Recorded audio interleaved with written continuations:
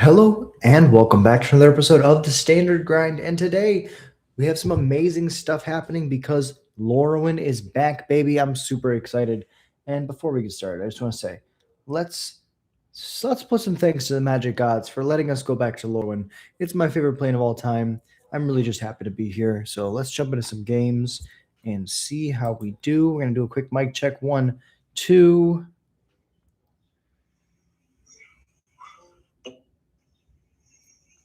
I'm really just happy to be here. So let's check. Perfect. That's good. Now we can continue with what we were here to do, which is play some goblins. And away we go. So we were doing an arena event earlier today. We were able to somehow, I don't even know how, we were able to go 7-2, make it all the way to the end. And then I started this earlier today. We're currently 4-0 in this. So let's see what we can do. Cooking up some goblins with the new LORYWN cards in standard. I'm super excited. This hand looks amazing. We're on the play. If we hit one land, I think we're in a pretty good spot. This is an example of what this deck can do. Curve out very well. We're aggressive enough to push damage into the late game. Everything seems to be going well. Waiting on the opponent to resolve mulligans. Make sure I can see the chat. Perfect.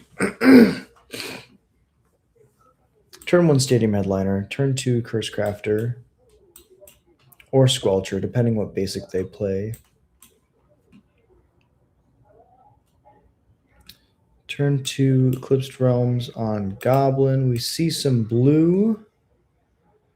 This is probably the blue-green deck. Don't think we'll be playing too much against counter magic. Let's get the Curse Crafter down while we don't have to worry about counter magic. This is an aggressive beater that they can't really block super profitably. Sultai Reanimator, okay. This also does a lot of work if our opponent is playing the Spider-Man deck, which it looks like they are. They'll have a board wipe on 4. Let's go pay 2 life, get down the Howl Squad, I believe. So they have the Spider-Man in their hand, they have the Bringer. There's a world where we want to use this dropkick next turn to kill our own dudes. We can jump to very interesting here. If we get the Howl Squad down, we could push more damage. They play third land after we've attacked them for 4-5. They're at 19. Then the following turn, we could potentially kill them if we draw a 1-drop. Then we lose our board. Alternatively, we play the dropkick now.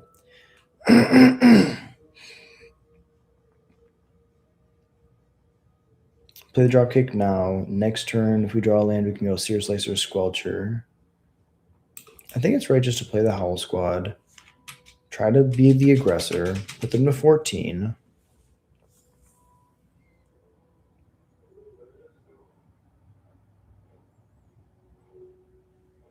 Put so many goblins on the board that even if they are able to kill everything,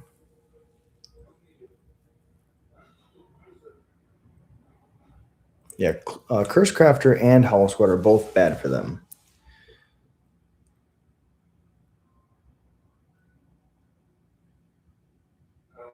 They have the Stormbrood. They can kill that. We can pay 2 life. Get the drop kick down. Use this to jump the Howl Squad. Go to combat, attack with everything.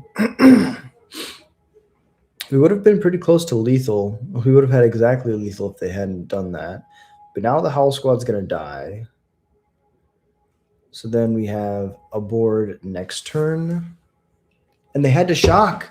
They had to shock in order to play their Spider-Man, and that gets us the win.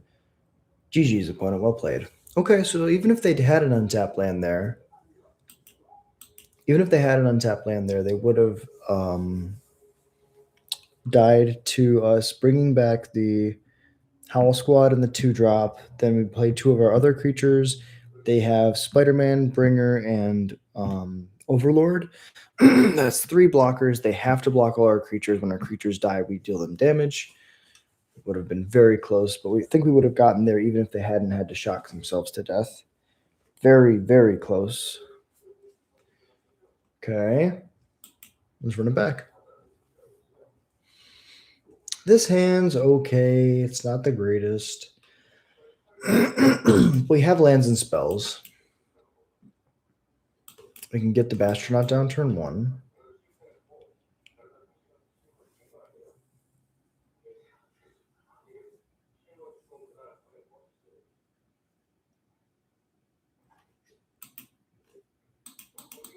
We can feed Appa the cabbage. Or feed the cabbage to Appa. I think we go to combat. We attack.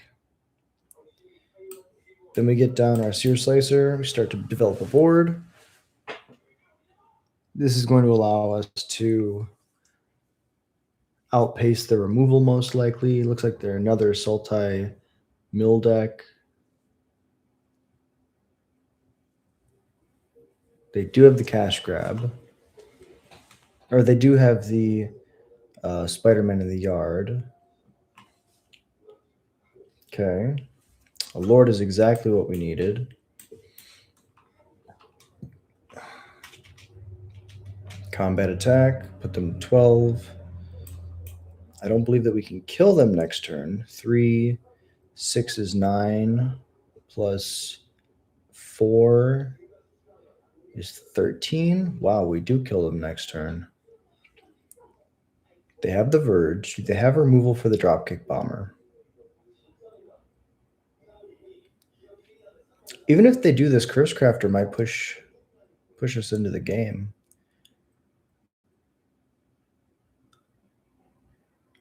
Yeah, I mean, if I just pump up this Bastronaut a couple times, I know they probably have some form of removal.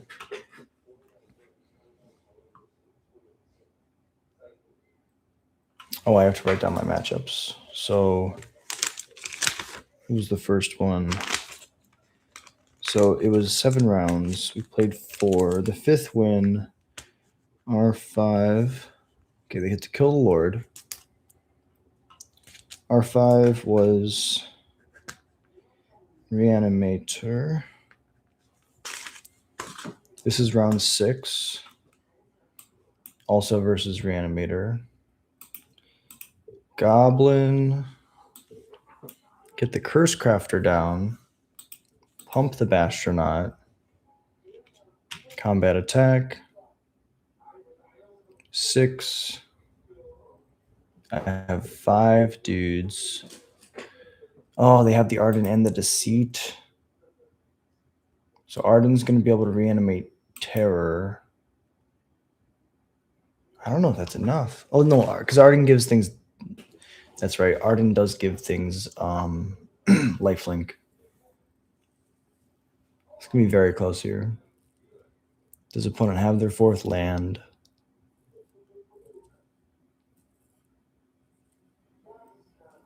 They're trying to figure out how to tap.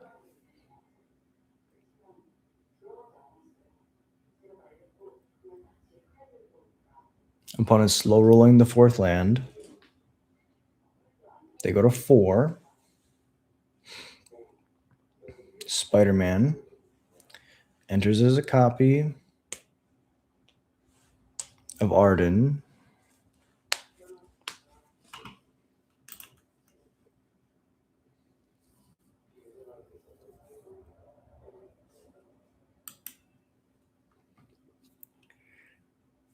I don't know if this is enough. They're going to gain 5, go to 9.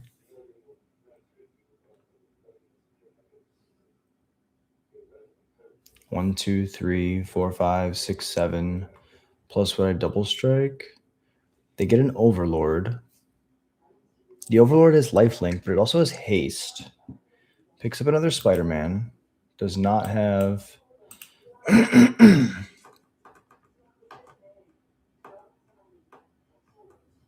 Very interesting. Does not have a bringer in the graveyard.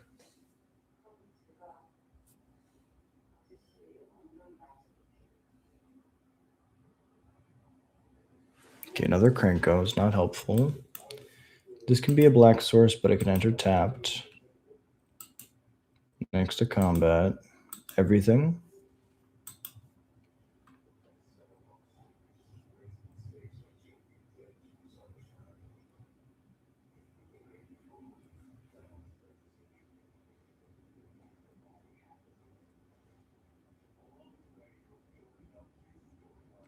So they go to 9. They take 2, 4, 6, 7, 8.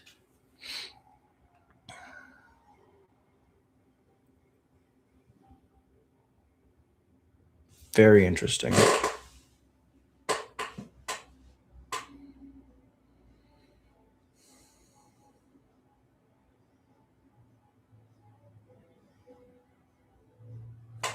Okay, opponent, I think this is Xaxes. Pump. Pump. Double strike. Xaxes. Good game, opponent. Reanimator back-to-back matches. R6. Reanimator.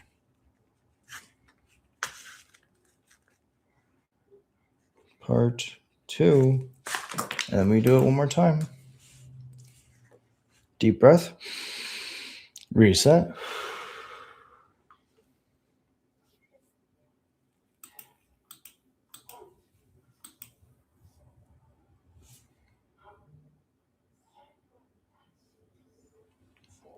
Very excited to see this deck do so well after so long.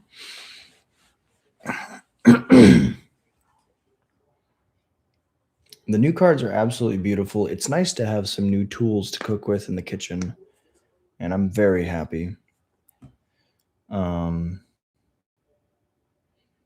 Yeah, we had the aggressive pieces in the earlier sets, and now we've gained the more grindy cards. I think that overall,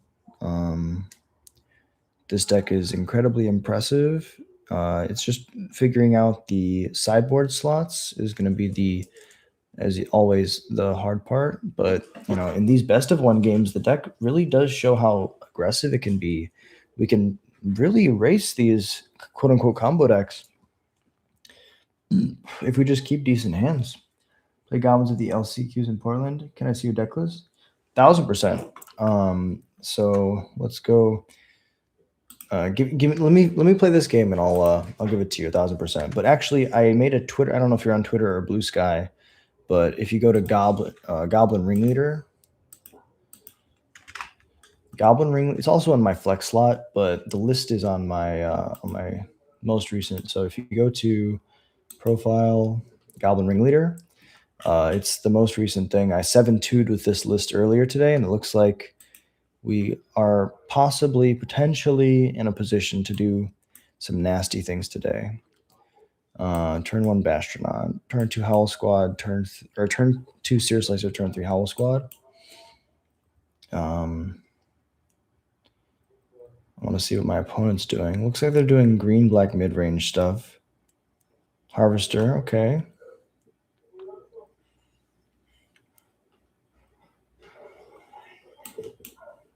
Goblin.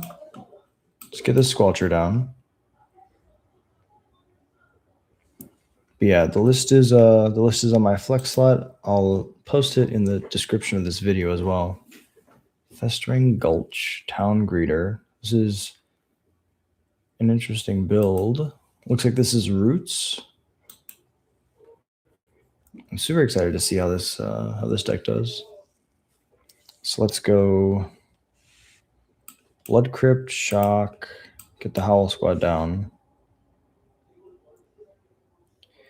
I don't even think that we want to be attacking because this Moon Shadow is going to get so big. However, I think it's fine. We have to start being aggressive. And if they don't want to trade, we can get this champion of the weird down and potentially wipe their board.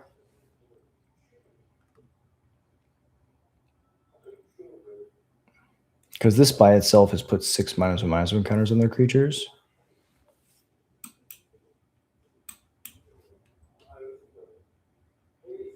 Bloodghast does not have haste. Because I'm not at 10 or less life. Badgermole Cub's pretty good. But I mean, if they're trying to grind, we're going to see the power of Champion of the Weird next turn.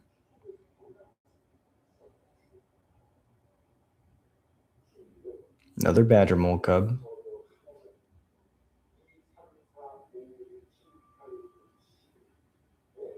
And a Town Greeter. Opponent's deck is really cool. Moonshadow's a 5/5. I am at 7. I don't even really get to pay too much life because I have to pay for this. And then I have to pay for the Champion of the Weird. I don't even know if I want to do this. Can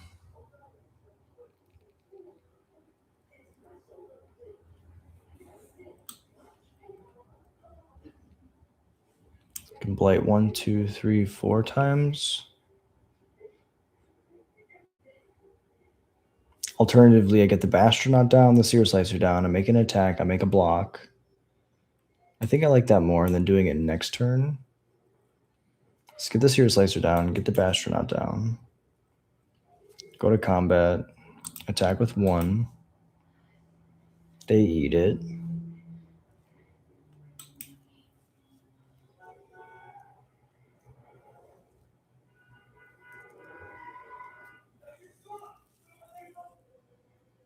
Another Moonshadow, sure. Tap land. I go to 4. Bloodghast comes back. All right, let's see what we can do. So we have to go 2 creatures on this Moonshadow. Bloodghasts by themselves are lethal. So we have to go Badgermole.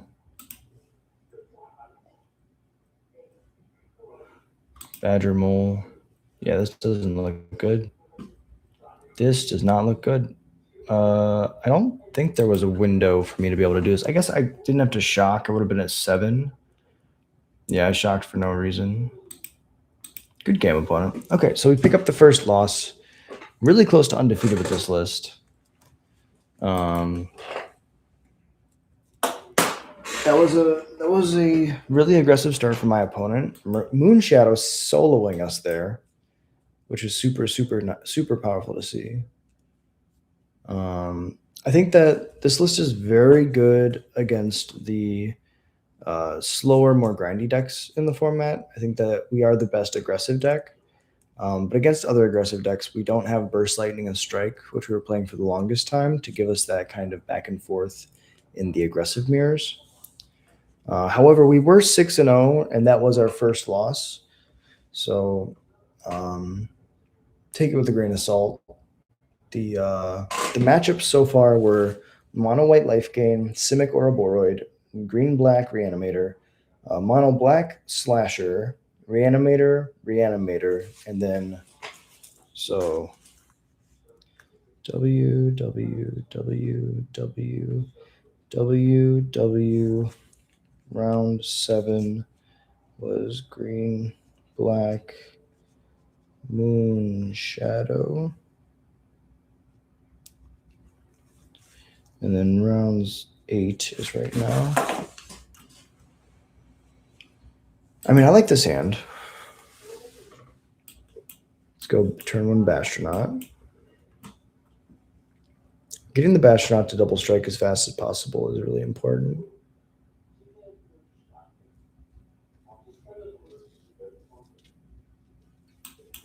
Let's go Goblin. Get the Curse Crafter down. If they're playing Lessons, we want to turn off the Iroh's Demonstration as early as possible.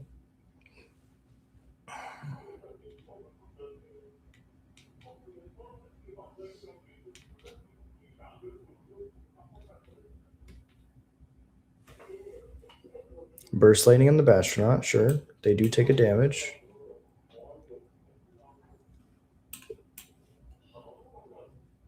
So they're blue-red. They strike the Curse Crafter, okay. I guess the Squelcher would have dealt them more damage. But that's neither here nor there. Goblins, get the Squelcher down. Let's get the Stadium Headliner down. Curse Crafter, I guess, is better against a board wipe. It's also a better blocker. Nova Hellkite, do they want to pay 2 life? I mean, they have to. It's not a May.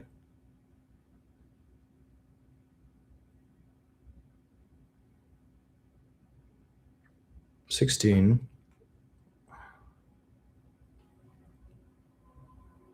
Okay, so we can go Curse Tosser, Behold, Auto Pay, Target. And we'll play the Stadium Headliner as well. Go to combat for 2.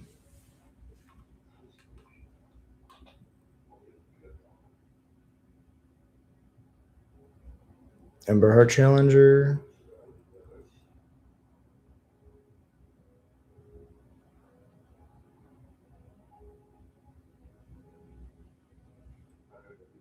Burst Lightning. They have to pay 2. They can attack for 3, no blocks. A Lord is phenomenal. This means the Nova Hellkite no longer kills our creatures. They go 7.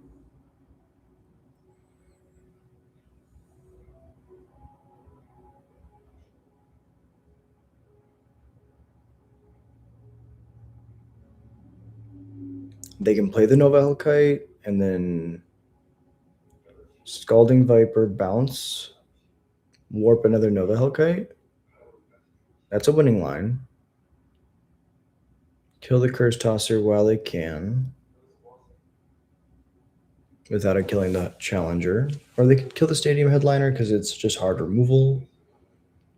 They attack me down to 6. And then, what is this? They have no cards in hand, just a bunch of cards warped. So sequencing, if they go Nova Hellkite, they can kill this. So I have to get this down first, even though it's less damage in the long run. Attack for 3, put them to 4.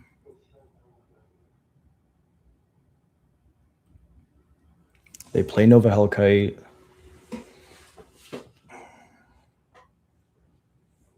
They attack for 4 in the air.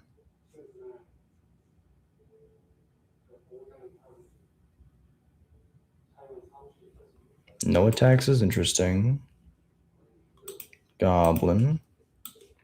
We get Taster of the Wears down so that we can jump it. Next to combat. No attacks.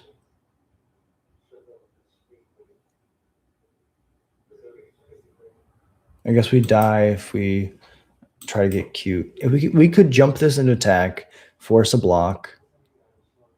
That's fine. That's fine.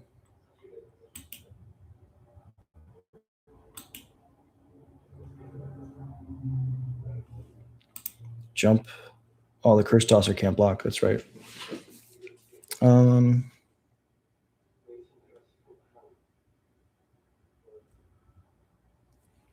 I guess that was a free attack last turn then.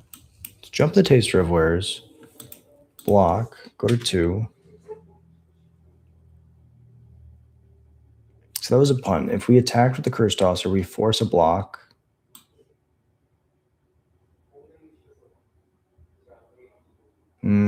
Big punts. Punts and F's in the chat. Okay. Because, yeah, right? We attack with the Curse Tosser last turn. We can kill the Emberheart Challenger. We block with no Hellkite. We still have the sequence of jump the Taster of the Wares to block a Nova Hellkite. But then they don't have a blocker here. I guess I don't have a Curse Tosser to attack with. Very interesting.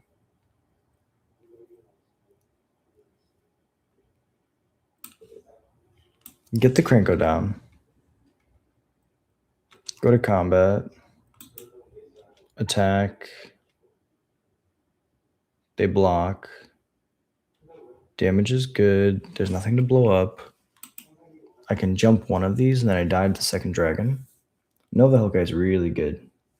It was not, in fact, fine. What's up, Derek? Appreciate you dropping in. How you doing, bro? Oh, Jahad, no. Well played, opponent. Well played. Okay. Yeah, I can jump the Krenko. And die in the air. Flying is really good. Okay. We started off 6-0. Now the losses are catching up to us, but I believe we can get one more. I believe in us. This was, is it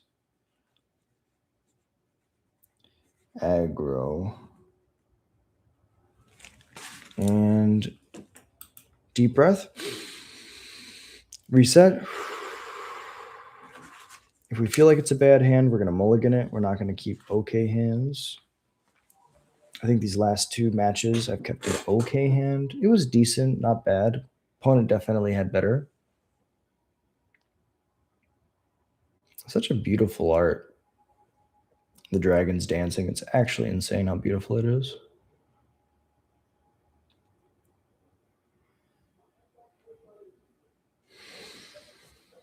But this list feels amazing.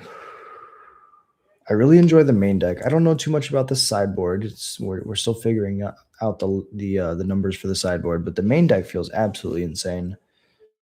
After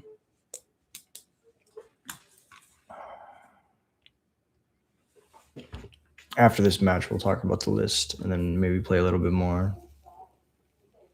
Okay, we don't have a 1-drop. Let's see what opponent's doing. Opponent just goes land pass. Let's go tapped.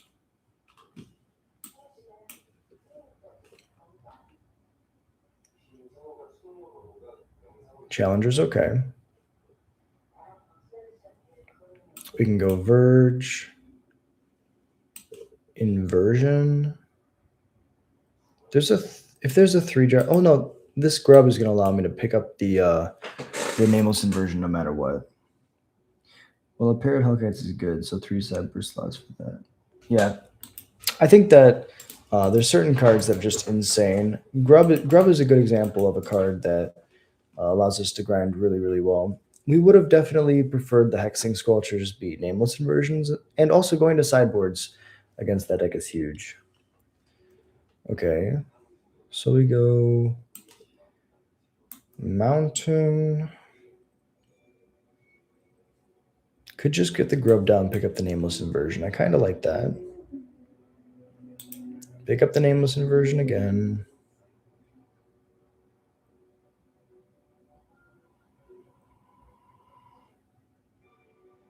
Could flip the grub. There's not a lot of value in flipping the grub. Although the following turn, it does allow us to pick up the nameless inversion a 3rd time. They find their 3rd land. Optimistic Scavenger. Sheltered by Ghosts? Question mark. Ethereal Armor. Okay. They get Prowess, a counter.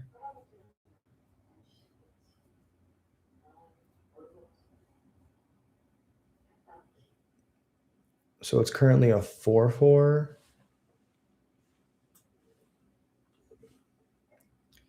So 1 prowess trigger, 1 counter, and ethereal armor counts for 1. So this is 2, 3, 4 with the counter.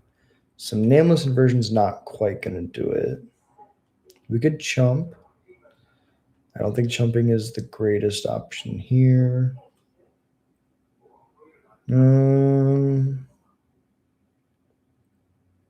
We could pay 1 to flip it.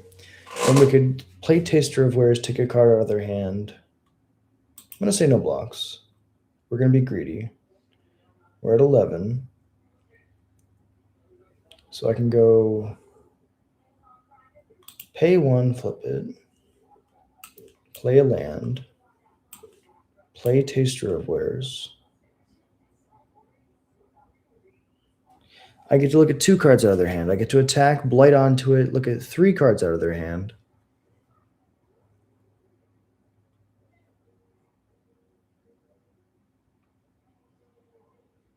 And then chump with a Taster of Wares, and then when Grub flips the following turn, take another card. Shard Mage's Rescue, if they're slow rolling it, would be really good.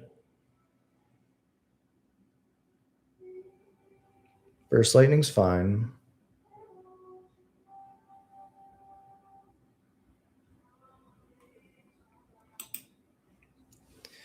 Yeah, if they showed us another one of those,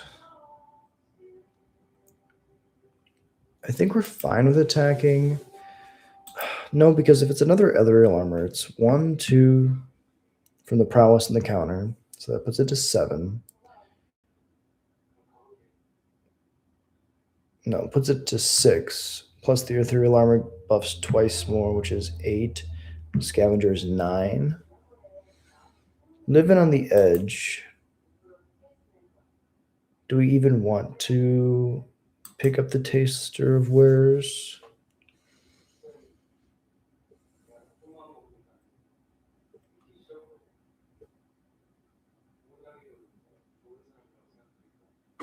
So let me do some math. It does mean that I can't shock. If they have a full bore, I guess I just die. No attacks. Let's not be greedy. Let's see what they do.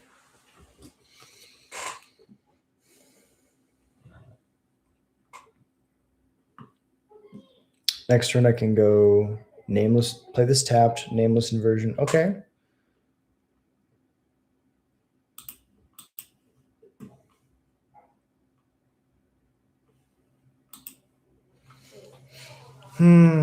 So I'm taking 6 here. I can go to 5.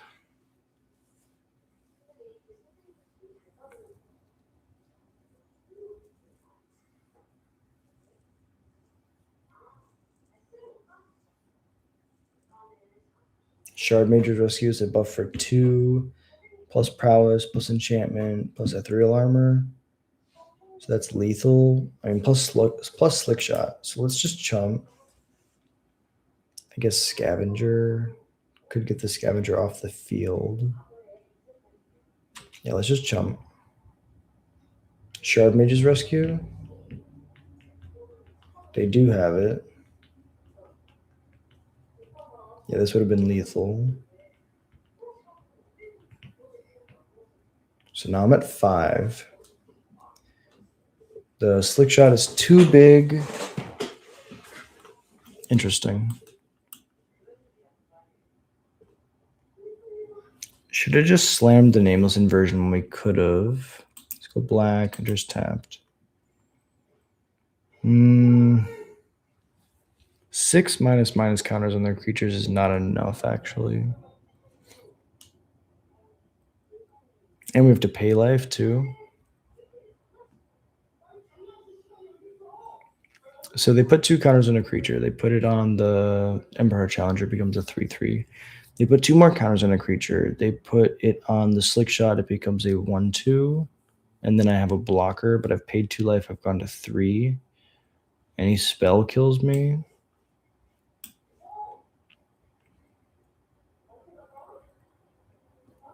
I think this is the best out. Let's get rid of the Squelcher. What's up, Tim? How you doing, bro? Thank you for dropping in. Yeah, the LORYWN Goblins couldn't feel better. It's kind of insane how busted they are. All right, so you're going to blight 2 because I'm going to blight 2.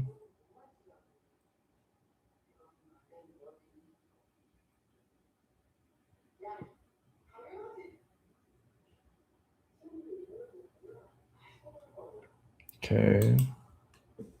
Then you're going to blight 2 because I'm going to blight 2.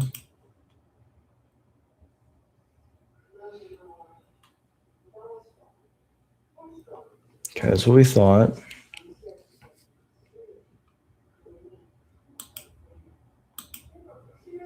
With 1 time.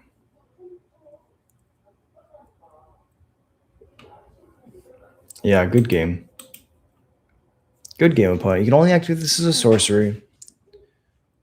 Well played, opponent. Really well played. All right. You know what? This deck is very strong. Didn't quite get there. But we went 6. Let me see. Round 9.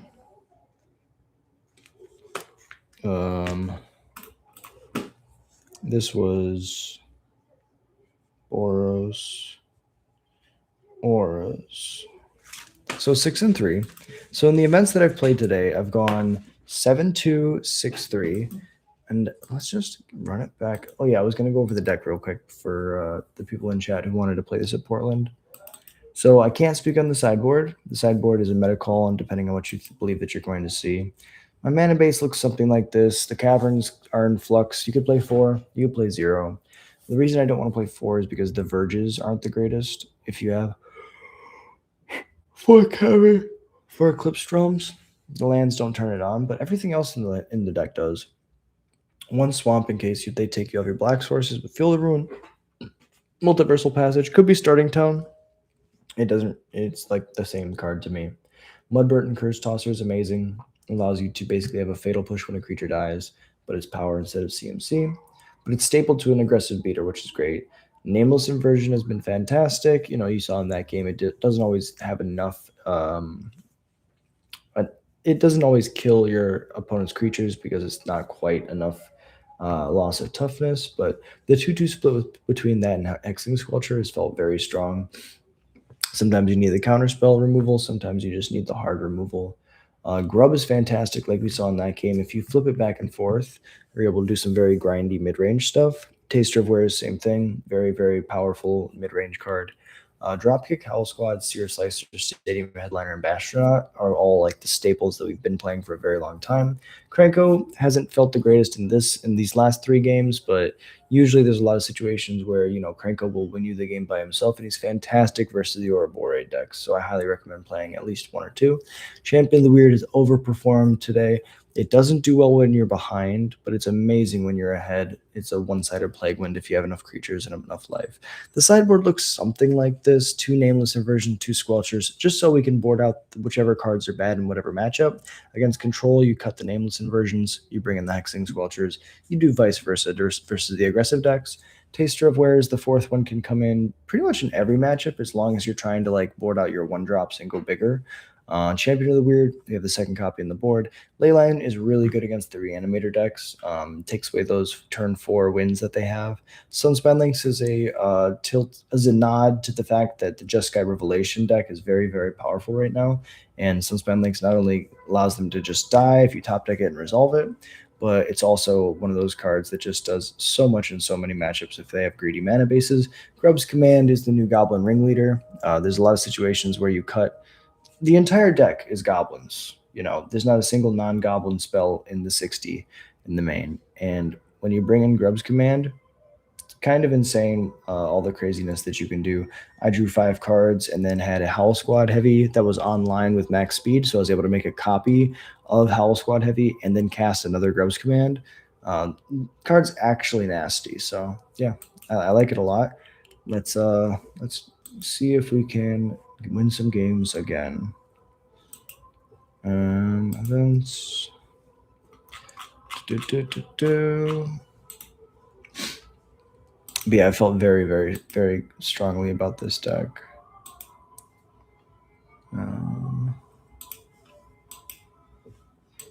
If I was going to Portland, I would definitely be playing this. So that's the list that you can race the fastest decks in the format, and you can outgrind the grindy decks.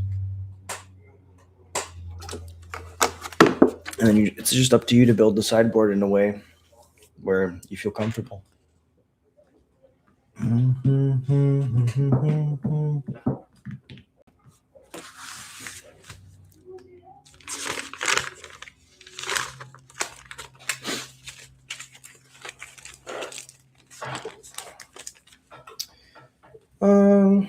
Sure. We have a lot of black sources. If we draw 1, we can cast the only spell in our hand that we can't cast right now.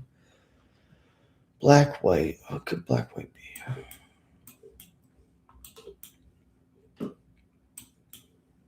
Seer Slicer into Dropkick is a lot of damage really fast. Authority. Sure. Very interesting. Let's go. I like Seer Slicer. It is going to mean that we're not going to deal any extra damage this game, because all the damage that we deal is going to be replaced. However, when we get this drop kick down next turn, it's going to be kind of ridiculous how fast the game runs away from our opponent. Angel of Vitality, sure. Not quite another land. Well, I can sack this, shoot this. The mobilize token doesn't help us because they have the authority.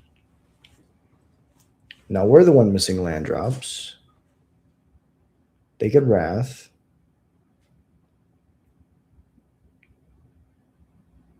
Exemplar of Light, sure. Oof, okay. Get another Seer Slicer down, go to combat. Back to 20. They're going to gain 1 billion life here. Oh, should have clicked the other one.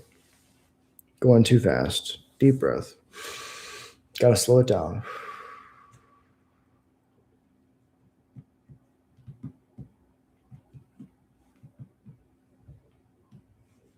Ooh. That's pretty bad versus us. We're going to be making so many tokens, we're going to get burned out. Okay, there we go. So we can go pay 2 life. Interesting.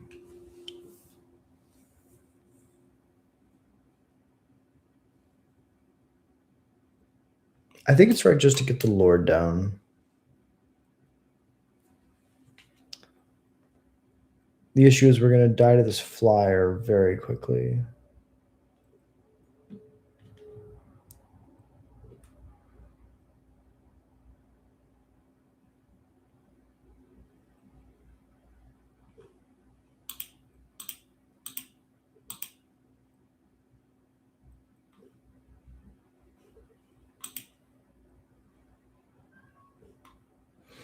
Because all the tokens that we make with the Seer Slicer are going to enter tapped. We need to be able to chump this Tenacity. This is going to go to 9. This is 10 in the air. Yeah, this is bad. I guess if they take out a Seer Slicer, then the Tenacity is off the board.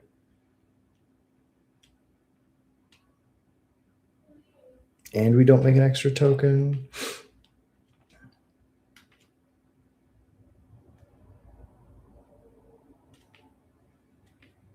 So they only get 1 more counter. This puts them to 8 counters in the Exemplar. Oh, but it also burns us. That's right. So they have 9 right now. Oof. Whenever you gain life, target opponent loses that much life. Good game. Well played, opponent. Okay, okay. Burned out by black-white life gain. It's not looking good if that's the case. I think that, you know, we should have mulliganed to a black source. Oh, and yeah, this is also infinite. Okay, opponent's doing some cool things. I give it to him. I thought they were a janky white-black deck, but they had some cool tech. Hey, any infinite combo in standard is cool with me. They get to make this as big as they want and drain us for infinite. Okay, let's take a deep breath. Reset. We were so close to the 7-0. I could taste it. And then we lost. That's how it goes. So what happened? We got comfortable, I think. I think that we were getting some really good draws, and we didn't focus enough on mulliganing to a strong enough hand to play the game at the level that we were at. Once you get to those XO, like 6-0 bracket decks, then the games you're playing are much, much faster, very little room for error, and We kept hands that were medium. Not bad, but medium. Could have been better. And opponents had some real rippers.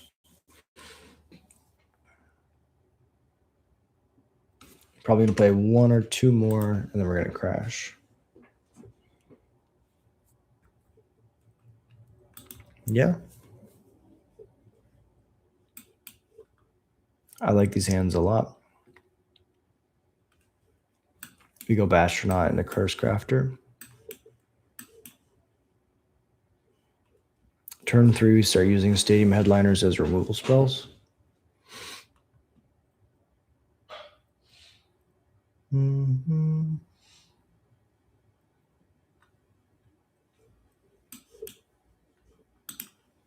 Goblin, get the Curse Crafter down. Pokin.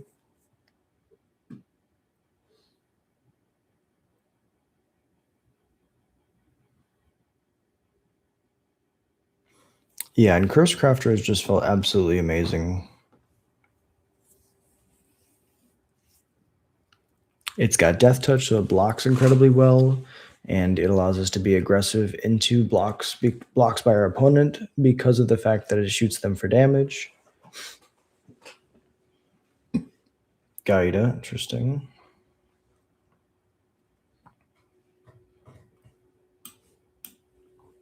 So we can go play Stadium Headliner, sack Stadium Headliner, kill the Gaida. That shoots them for 1 and makes the Bastronaut unblockable.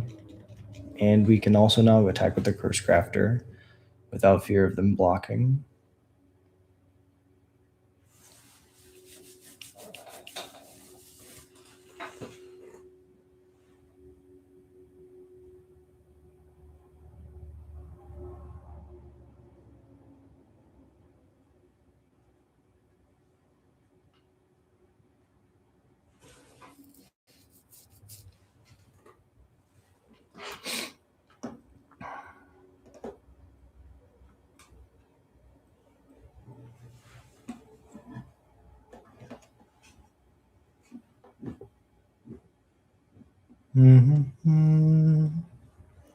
Opponents thinking about if they want to tap out for another creature. If they just play one creature this turn, I think we're in a pretty good spot to start snowballing with tempo. Yeah, so that's an example.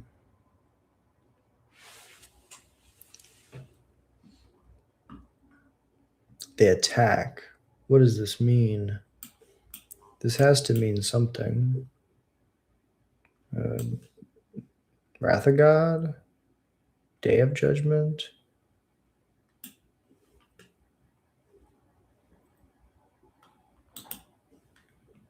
Sack one, shoot the Enduring Innocence, poke them, then attack.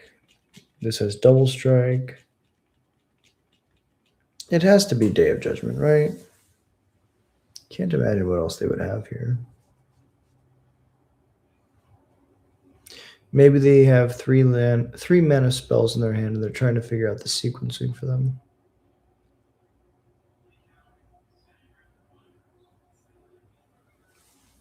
Now I can attack with Stadium Headliner, make a dude. I can sack it to deal 3 damage to something.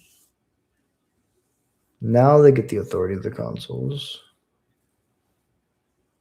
Card is quite strong against us. Another Gaida. They gain a life and draw a card. Play a land that lets them scry. They have green mana for some reason. We'll find out later. Oh, that's fantastic. We just have Stadium Headliners in the bin. Okay. Can we kill them here? So if we sack to shoot the Hinterland Sanctifier.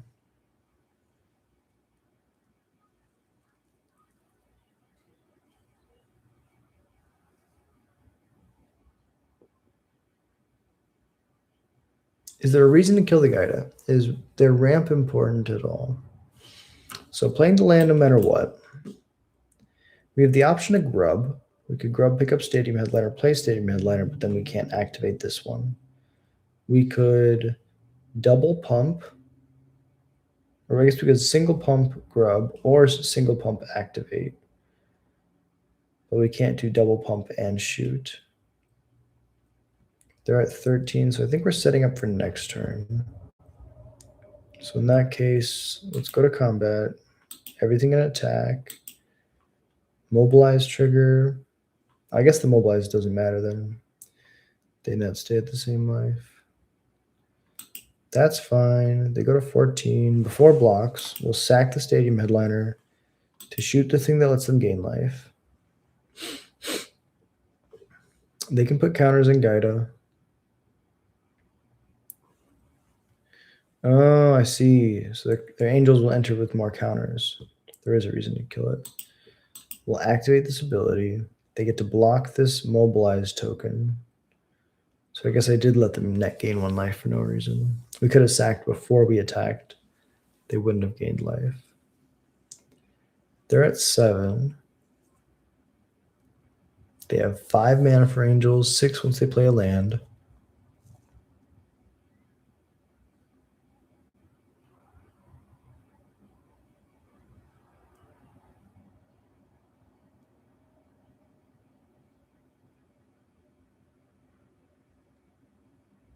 If we draw a land, we can triple pump the Bastronaut. 1, 2, 3. That makes it an 8/8 double strike. Hylia. Glad we killed the other Soul Sister.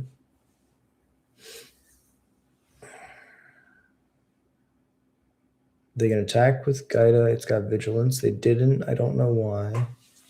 We did draw the land. We can go land, goblin, done. I would like to go to combat. I would like to attack with everything. Blocks.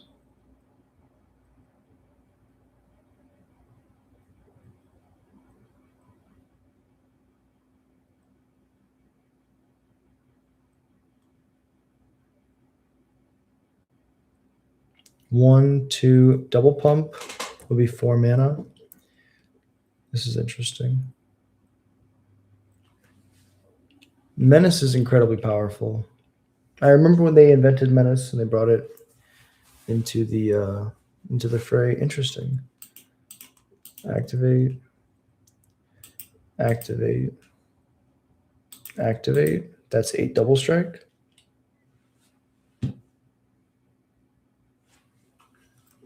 Good game.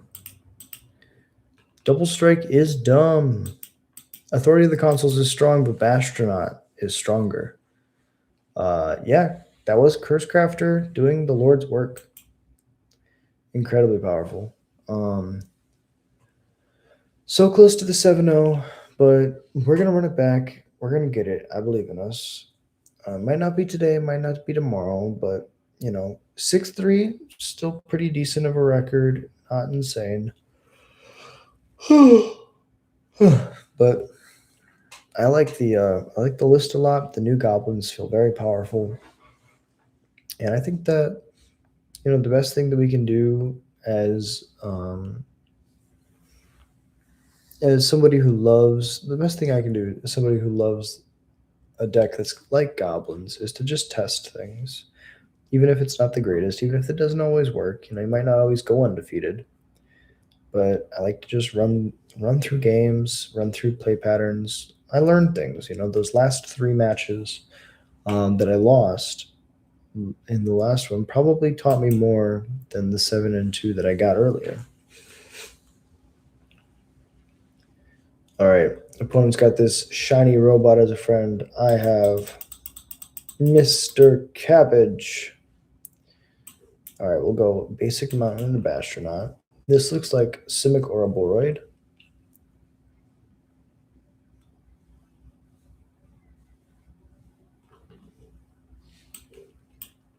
Eclipsed Realm on Goblin. Let's get Cursecrafter down. Counterspell. Very interesting if it is a counterspell. Dispelling Exhales. This is Simic or a Boroid, okay?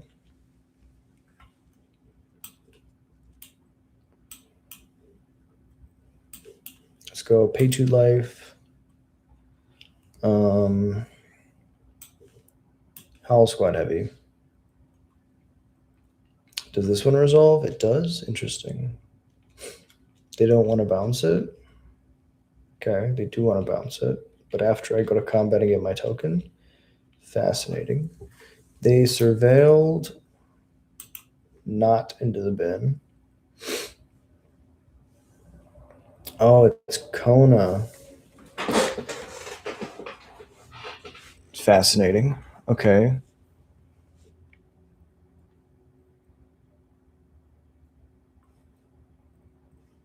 Okay, so we get to go Howl Squad heavy.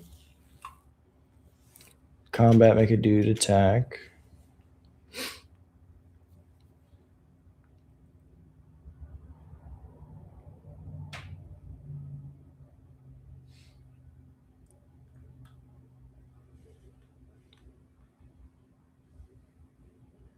Station is a sorcery. So is there any window for me to kill the Kona before they station it?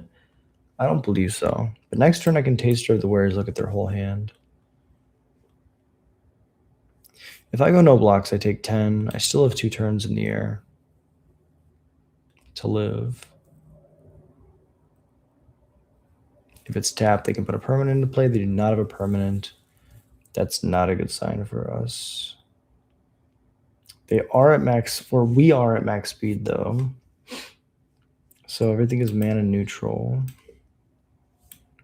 Bastronaut. Guess we could have gotten the Howl Squad down first.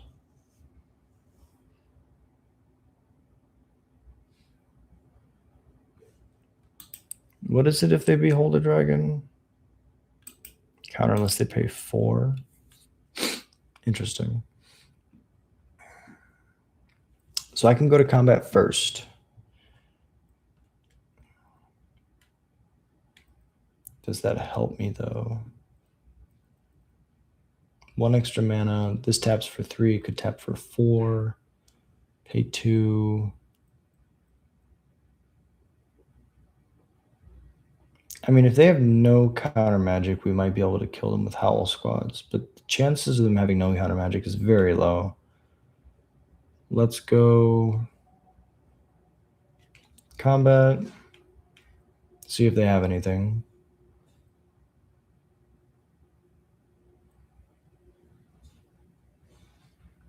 Make a dude. Go to attacks.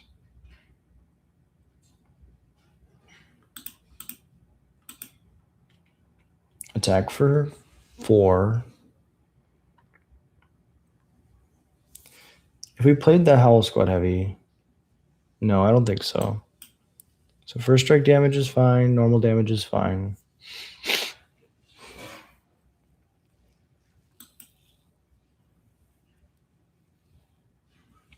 Second main, I have more mana. So let's go tap for 4. Play Howl Squad. 3 mana remaining. If they have a Dispelling Exhale, okay, they didn't. Tap for mana. 6 mana. I can go Taster of Wares, look at their hand.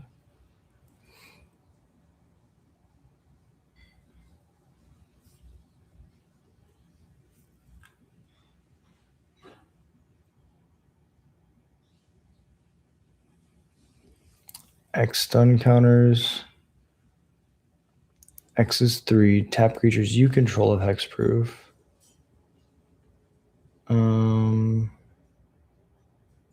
But I can play another creature next turn. I think that's fine. So stun these creatures, sure. Then I can look at your hand, take the card out of your hand. It's a second Kona. Then I can go play Krenko. I could kill this Kona. I guess not. Now I can't. But I can play this Kona, or this Krenko. Tap Krenko. Make 7 dudes. Stock up. Find an Omniscience and a Meringue River Regent.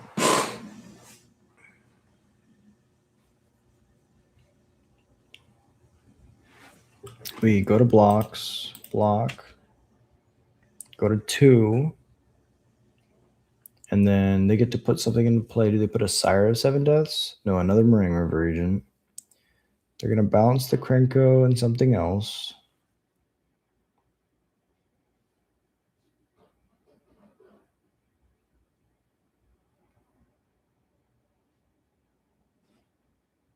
Yeah, they might have gotten this one. Bounce Krenko and Bastronaut. If we draw an untapped land, no, we did not. Interesting. So everything does have haste. We can go Bastronaut plus Seer Slicer. Go to combat, make 2 more dudes. Everything can attack. What is this? 8, 9, 10, 11, 12, 13. They're at 1. Good game, opponent. Well played. Okay. Very, very close. Not killing the Kona in response did matter because it allowed them to put the second Meringue River region directly into play. Okay, okay. Well, you know what? What was our loss the first match to? I forget. But this was a lot of fun, and we'll be doing this again tomorrow. LORYWN has all these new tools, so we're going to be doing a lot of really fun things going forward. Thank you all so much for dropping in. Thank you so much for being here. The list is on the Flex slot. The list is in my Twitter, my Blue Sky. So if you want to see more Goblins content, we'll be back here tomorrow, 10 o'clock p.m. CST. Till next time, I hope you have a beautiful day. Peace.